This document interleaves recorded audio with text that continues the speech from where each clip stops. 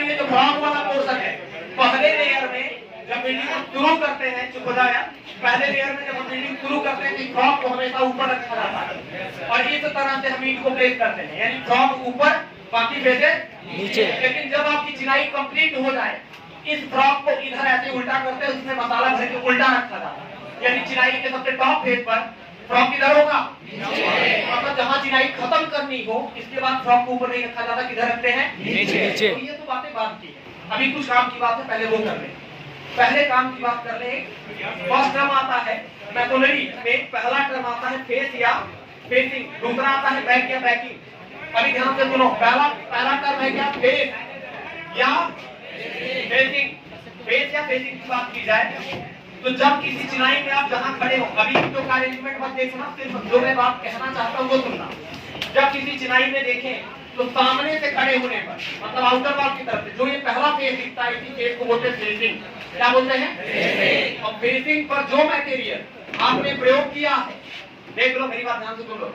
जब कोई चिनाई हम शुरू करते हैं तो चिनाई में सबसे पहला जिधर आप खड़े हैं, जिधर खड़े हैं मतलब किधर खड़े होंगे, मोस्ट ऑफ द टाइम हम आउटर साइड खड़े होते हैं। किधर, आउटर साइड से जो ये पहला फोर्स मतलब फेस दिख रहा है, ये टर्म दिख रहा है, ये जो आपको सतह दिख रही है, वर्टिकल सरफेस दिख रहा है, इस सरफेस को बोलते हैं फेस।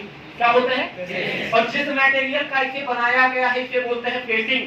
क्या बोलते हैं, अभी ध्यान से बात सुनते चलो। दूसरा ये जो पोर्शन दिख रहा है आपको, जस्ट इसके अपोजिट ये वाला सरफेस भी तो होगा, इस सरफेस को हम नाम देते हैं बैक, और जिस मटेरियल का इसे बनाते हैं उसे नाम देते हैं बैकिंग। अब एक नया टर्म आता है, फेस और बैकिंग तो समझ गए, एक नया टर्म आता है हर्ट।